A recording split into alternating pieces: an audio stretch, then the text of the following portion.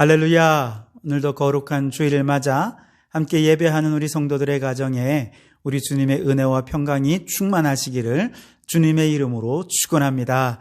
우리 함께 예배하는 가족들에게 함께 사랑의 교제를 나누어 주시기 바랍니다. 사랑합니다. 축복합니다. 은혜 많이 받으세요.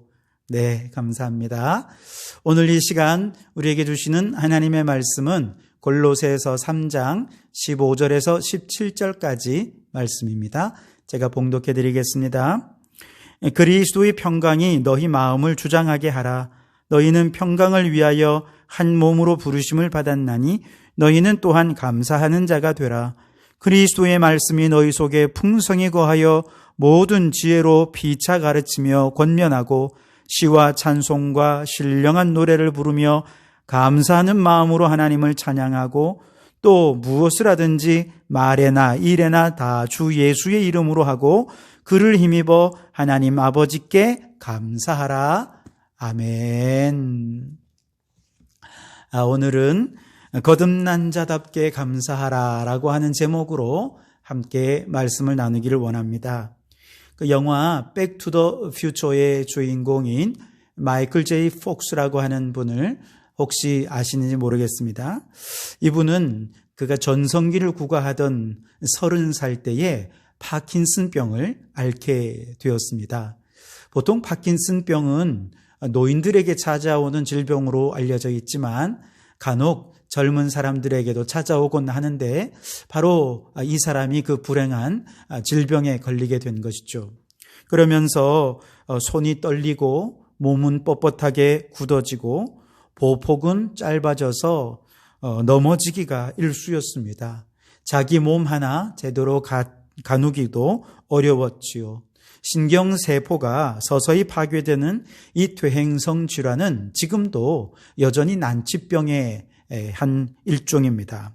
그런데 그러던 그가 2013년에 마이클 제이 폭스 쇼라고 하는 시트콤의 주인공으로 등장을 하게 됩니다. 그의 나이 52세였습니다. 그렇다면 그가 이 난치병을 완전히 극복했을까요? 아니요, 그렇지 않습니다. 그는 여전히 파킨슨병에 걸려있는 상태였습니다. 그런데 그가 이 시트콤에 출연하기로 결정하게 된 것은 이 파킨슨병을 축복으로 여기면서부터입니다. 물론 처음에는 그도 어떻게든 이 병을 감춰보려고 애를 쓰고 이 병을 어떻게든 이겨보려고 갖은 수단을 다 썼지만 그는 이 파킨슨병 환자라는 사실을 바꿀 수가 없다라는 사실을 드디어 인정하게 되었고, 그렇다면 바꿀 수 없다면 내가 이 질병에 감사하자, 이 질병을 축복으로 여기자, 그렇게 생각하면서 삶의 태도가 완전히 달라졌습니다.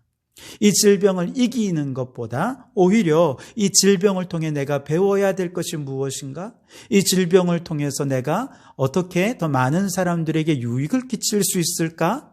그렇게 이 질병을 통해 긍정적인 것들을 생각하기 시작하면서 오히려 그는 더 나은 사람이 되기 위해 노력하게 되었고, 그래서 그는 이 병을 하늘이 자신에게 준 선물이다 여기게 되면서 배우로서 자신감을 갖게 되었고, 그래서 이 시트콤에도 자신 있게 부끄러운 모습이 사람들이 이렇게 부끄러워할지 모르지만 전혀 부끄러워하지 않으면서 그는 그렇게 출연을 하게 되었다는 것이죠. 그는 지금도 성우로서 활동하면서 파킨슨병 퇴치활동 재단을 통해서 아주 활발하게 자신의 사역을 하고 있다라고 하는 것이죠.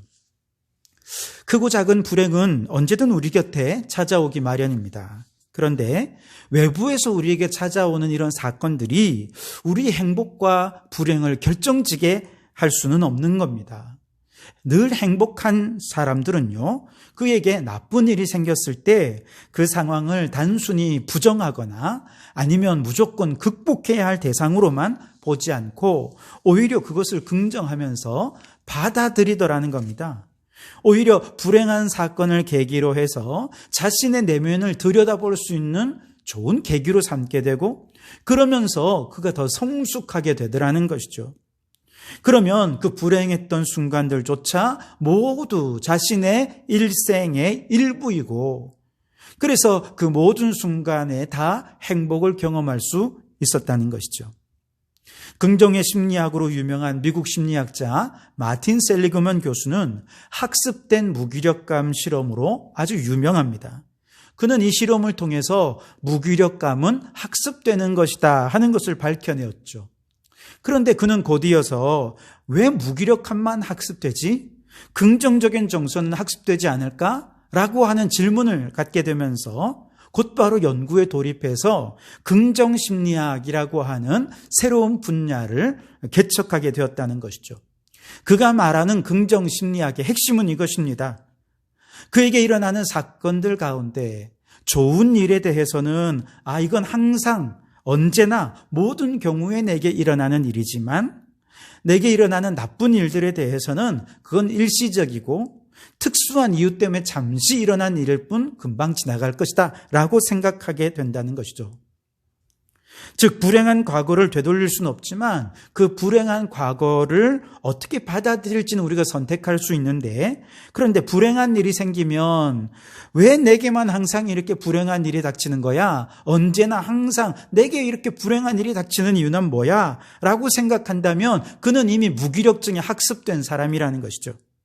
반면에 불행한 일이 닥쳤을 때 이거는 그저 일시적인 것이고 특수한 이유 때문에 잠시 내게 생긴 일뿐이고 그저 스쳐 지나갈 것이야 라고 생각하고, 좋은 일이 생겼을 때면 언제든지 항상 나에게 이렇게 늘 좋은 일이 생겨, 항상 내게 이렇게 언제나 좋은 일이 생기는구나 라고 생각하면서 그 모든 일들을 긍정적으로 받아들이고 그 모든 일들에 감사하게 될 때 그에게 긍정의 마음이 학습이 된다는 것이죠.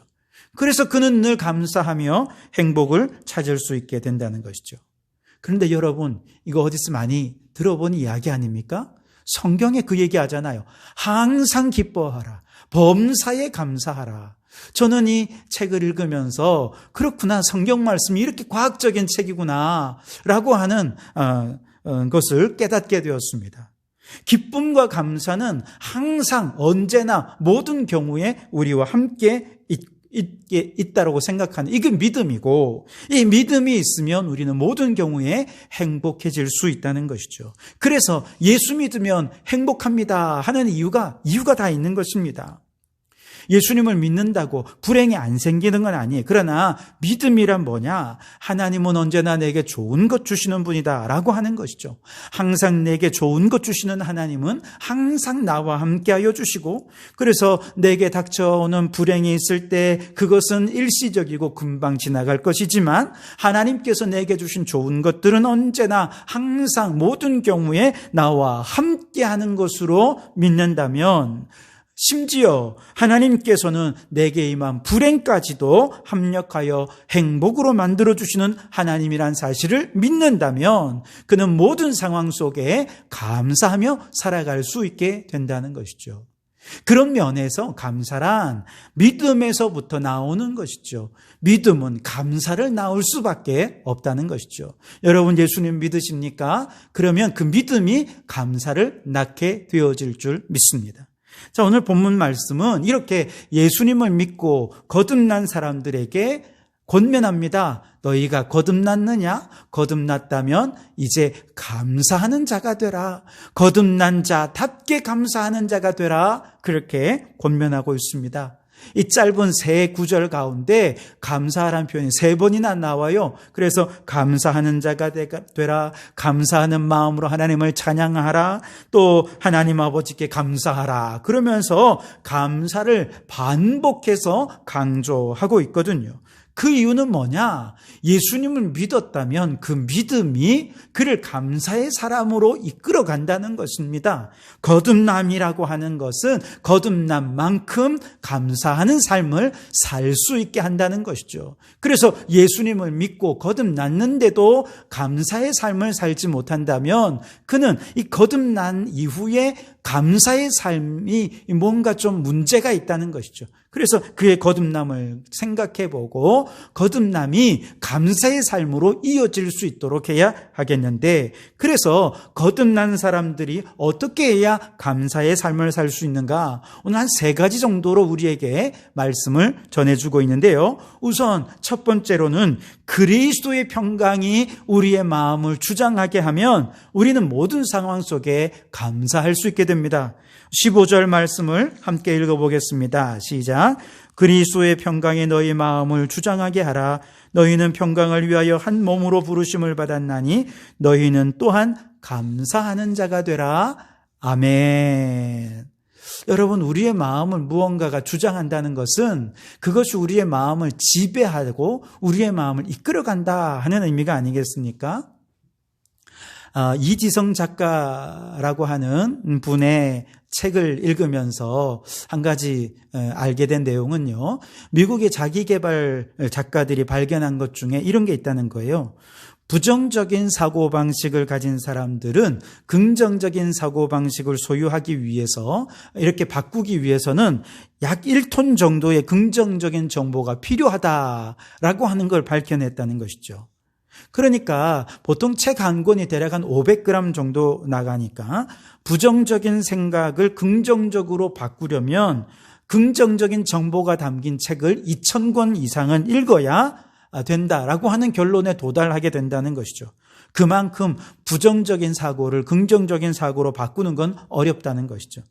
왜냐하면 부정적인 사고방식은 사실 아주 우리가 아기 때, 기억도 안 나던 아기 때 엄마와의 애착관계 속에서 무의식 쪽에 이미 형성되어 있기 때문에 이걸 바꾸는 것은 굉장히 어려운 것이죠.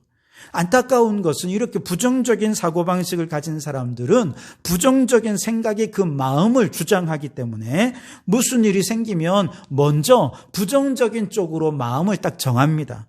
그리고 그 다음에 부정적인 그 마음에 합당한 여러 가지 사건들, 자료들을, 합당한 이유들을 그 다음부터 찾기 시작한다는 것이죠. 그러니까 환경이 그를 불행하고 부정적으로 만드는 것이 아니라 부정적인 생각이 그를 주장하게 되면서 그 삶이 더 불행하게 되어 버린다는 것이죠. 자, 그런데 여러분, 예수님을 믿으면 어떻게 됩니까? 예수님을 믿고 예수님이 나를 구원하시는 그 은혜가 내 안에 물밀듯이 밀려 들어오면 1톤보다 더 엄청난 양의 구원의 은혜가, 또 거듭남의 은혜가, 영생의 소망이 우리의 위에 부어지기 때문에 그 어떤 부정적인 사고의 소유자라 하더라도 감사하는 마음으로, 감사하는 사고와 감사하는 생각으로 변화되지 않을 수가 없게 된다는 것이죠. 이 구원의 기쁨과 구원의 은혜는 무의식적으로 우리를 지배하고 있던 모든 부정적인 마음들, 부정적인 성품들까지도 완전히 변화시키는 능력이 있는 줄 믿습니다. 그리스도의 은혜가 우리의 마음을 지배하고 주장하게 되면 그 마음 속에 그리스도의 평강이 찾아오게 되고, 그래서 그리스도의 평강이 그 마음을 주장하게 되면 항상 감사하는 자로 살 수 있게 되는 것입니다. 그리스도의 평강이 너희 마음을 주장하게 하라. 이 말씀은 그리스도의 구원의 은혜가 너희 마음에 충만하게 하라 라고 하는 말씀인 것이죠. 지난주 수요일 다니엘 기도회의 권호 교수님의 간증은 너무나도 은혜로웠습니다. 어린 시절 그의 마음을 지배했던 부정적인 3가지 마음이 있습니다. 가난과 성적과 외모. 이것이 너무나도 그를 짓누르는 불행의 요소로 작용을 했습니다.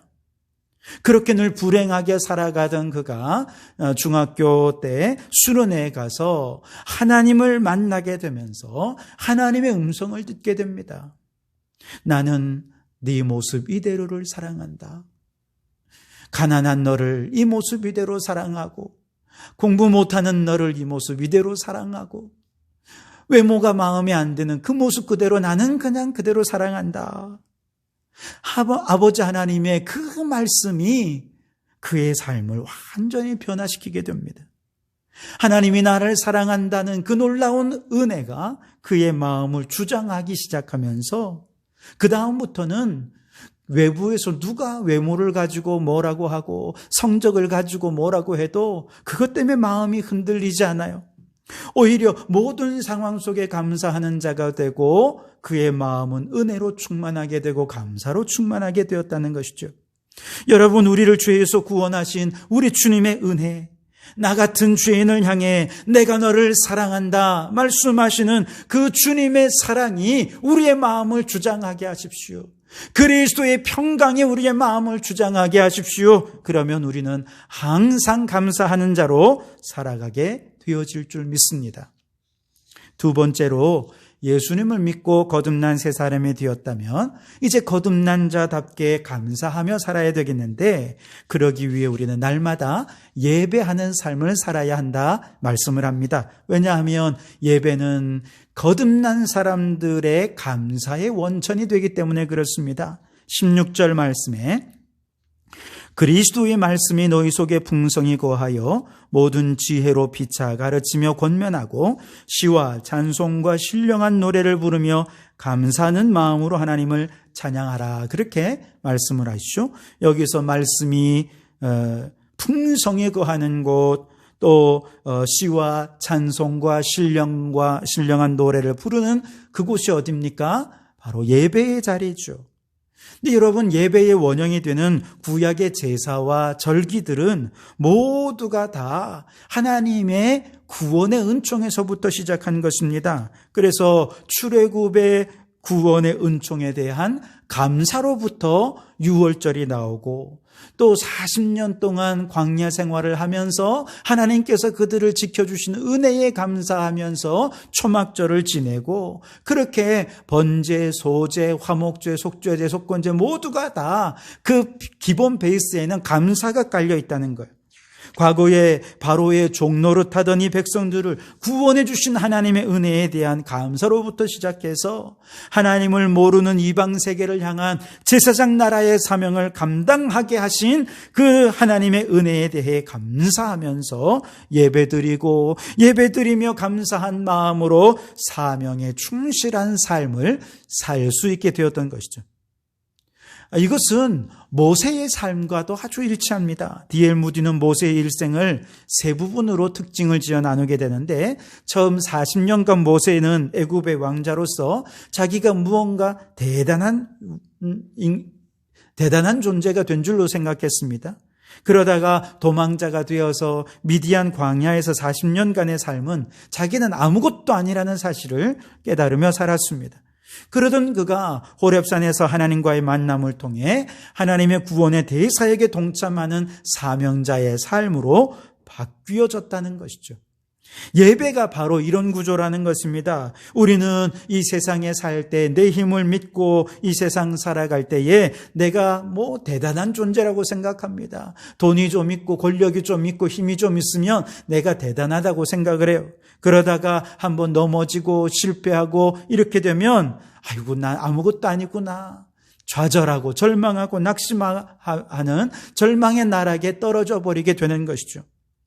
심리학자인 하워드 클라인벨은 사람들마다 정서적인 블랙홀이 있다고 말합니다. 그래서 좋은 감정들, 모든 긍정의 마음들, 좋은 감정들이 딱 이 지점에만 닿으면 완전히 부정적인 감정으로 삼켜져 버리는 그런 정서적인 블랙홀이 있다는 것이죠.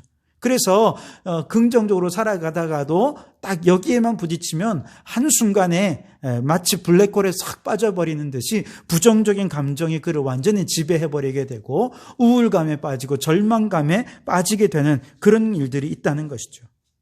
그런데 여러분, 이렇게 실패를 경험한 사람들은 정서적 블랙홀에 빠져서 우울함과 부정적인 감정 속에서 낙심하고 절망하는 삶을 살 수밖에 없는데, 이런 사람들이 예수님을 만나게 되면 그 부정적인 에너지, 이 정서적 블랙홀의 에너지가 이제는 창조적인 에너지로 완전히 변화되어서 예수 그리스도 안에서 새로운 존재로, 거듭난 존재로 변화되는 것입니다.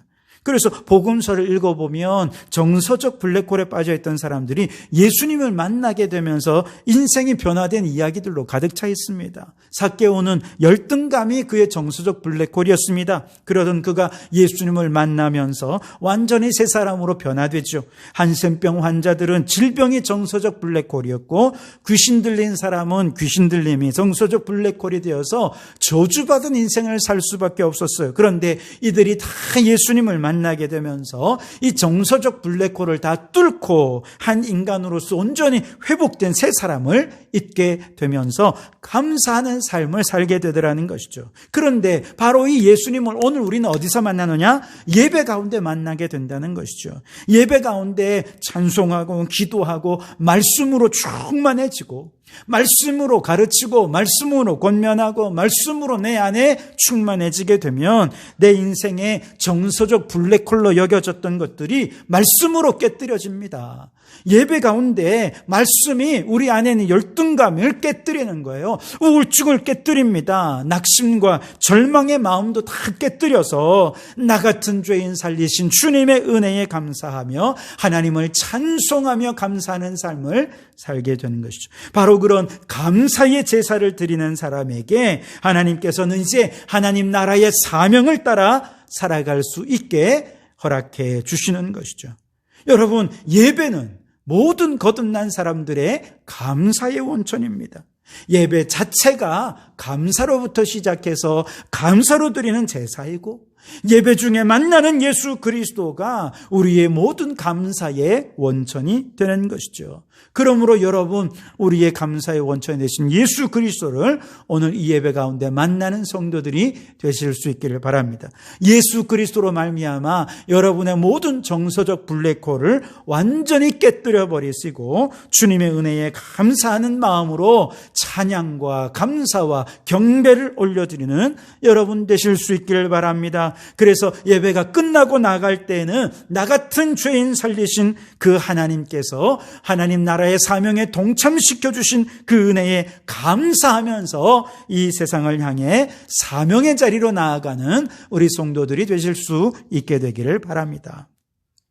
세 번째로, 이렇게 예배를 감사의 원천으로 삼는 거듭난 사람들은 이제 모든 삶의 일상에서 예수님 중심으로 살면서 하나님께 감사하는 삶을 살게 됩니다. 17절 말씀을 보시면 또 무엇을 하든지 말에나 일에나 다 주 예수의 이름으로 하고 그를 힘입어 하나님 아버지께 감사하라, 그렇게 말씀을 하시죠. 무엇을 하든지 말에나 일에나 다, 이 말은 무슨 말입니까? 모든 삶의 일상 중에라는 뜻이죠. 주 예수의 이름으로 하라, 무슨 말입니까? 예수님이 중심이 되게 하라는 거예요. 예수님이 중심이 된다는 말은 이제 예수님을 통해서 세상을 바라보는 거예요. 예수님의 시각으로 세상을 바라보고 예수님의 시각으로 나 자신을 바라보는 것이죠. 그래서 예수님을 중심으로 나 자신을 바라보면 나라고 하는 존재는 아주 값진 진주와 같은 존재입니다. 마태복음 13장 45절에 좋은 진주를 구하는 장사치가 극히 값진 진주 하나를 만나면 자기가 가진 소유를 다 팔아서 그 진주를 사게 되었다, 그렇게 말씀하지 않습니까? 예수님은 이 장사와 같아요. 그리고 우리는 그 값진 진주와도 같은 것이죠. 예수님께서는 우리 한 사람 한 사람을 이렇게 모든 것을 다 팔아서 살 정도로 가치 있는 존재로 여기시면서 예수님 자신을 십자가에서 희생하시면서 자신의 생명까지도 던져서 우리를 예수님의 자녀로 사신 바 된 존재가 우리들이라는 거예요. 그래서 고린도전서 6장 20절에 너희는 너희 자신의 것이 아니라 값으로 사신 것이 되었다, 그렇게 말씀하지 않습니까? 다시 말해 우리는 예수님 앞에서 너무나도 값진 진주와도 같은 존재, 예수님의 생명까지도 희생해서 구할 만큼 값지고 존귀한 존재라는 것입니다. 뿐만 아니라 예수님을 중심으로 이웃들을 바라보면 우리의 이웃은 하나님이 주신 귀한 선물임을 깨닫게 됩니다. 사회학자들은 우리의 이 친밀한 이웃들은 우리의 생존에 필요한 세 가지를 제공한다고 이야기하는데요. 우선 첫째는 도구들을 지원합니다. 우리가 살아가는데 가장 필수적인 의식주를 우리에게 날마다 공급해주는 도구적인 지원이죠. 우리의 의식주 생활에서 이웃들의 도움이 없이 나 혼자 자급자족하며 살아갈 수 있는 것이 있습니까? 그렇기 때문에 우리의 이웃들은 우리의 좋은 하나님이 주신 선물이라는 것이죠. 그리고 두 번째로 우리의 이웃은 애정을 지원하는 존재들이라는 거예요. 그래서 우리의 친밀한 이웃들로부터 사랑과 신뢰와 애정과 존중과 돌봄과 관심을 공급받을 때 나라고 하는 존재가 귀하게 세워지게 되는 것이죠. 부모님의 사랑과 부모님의 돌봄이 우리를 여기까지 세웠습니다. 우리가 자라오면서 선생님들의 지원과 친구들의 또 주변 사람들의 관심과 격려가 있었기에 나라고 하는 존재가 여기까지 세워질 수 있었던 것이죠. 그런 면에서 이웃은 하나님이 내게 주신 귀한 선물입니다. 뿐만 아니라 인간은 도구 지원이나 애정 지원만으로는 살아갈 수가 없어요. 살아가는 분명한 목적을 가지고 가치 있고 의미 있게 살아야 하는데 바로 이렇게 가치 있고 의미 있게 해주는 존재가 우리의 이웃들이라는 거예요. 그래서 세 번째가 정체성을 지원한다는 것입니다. 나의 삶을 의미 있고 가치 있는 존재로 만들어주시기 위해서 하나님께서 우리의 이웃들을 하늘의 선물로 우리에게 내려주셨다는 것이죠.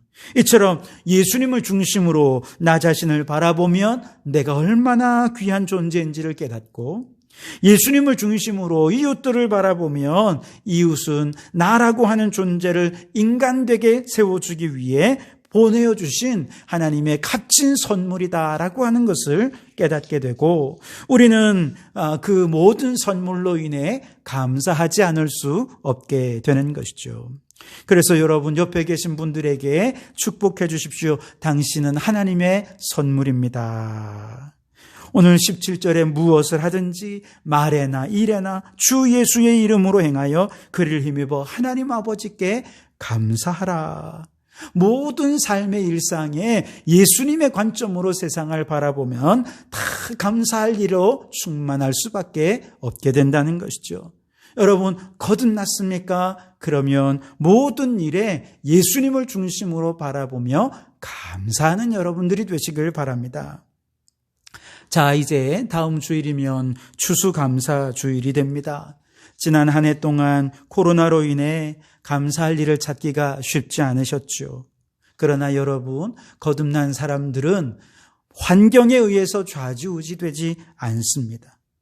그리스도의 평강이 우리의 마음을 주장하게 하면 우리는 모든 상황 속에 감사할 수 있습니다. 모든 상황 속에서 하나님께 예배할 수 있다면, 예배 가운데 예수 그리스도를 만날 수 있다면 우리는 범사에 감사할 수 있게 될 것입니다. 모든 일상의 삶을 내 관점에서 바라보는 것이 아니라 예수님의 관점에서 바라보면 우리는 모든 사람들로 인해 감사하는 삶을 살 수 있게 될 것입니다.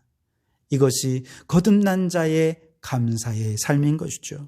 여러분, 이제 추수감사주일을 앞두고 이 한 주간 감사의 마음으로 지내면서 다음 주일에는 이 진정 어린 감사로 한 해의 삶에 대해 정말 하나님께 감사하는 거룩하고 복된 감사주일을 지낼 수 있기를 주님의 이름으로 축원합니다.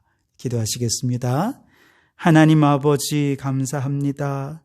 지난 한 해 동안 코로나로 인하여 너무나도 많은 어려움들이 우리의 삶에 있어 우리는 늘 환경 때문에 감사하지 못하고 불행하다라고 생각해 왔었지만 오늘 주신 말씀에 보니 예수님을 믿기만 해도 이미 감사의 사람이다. 거듭난 자는 감사의 삶을 살아야 한다. 말씀해 주셨습니다. 주여, 우리가 믿음으로 감사의 삶을 살게 해 주시옵소서. 예수님의 평강이 이제 우리의 마음을 주장하게 하며 감사하며 살게 해 주옵소서. 예배가 우리의 감사의 원천임을 깨닫고 날마다 예배하는 삶을 살게 해 주시옵소서.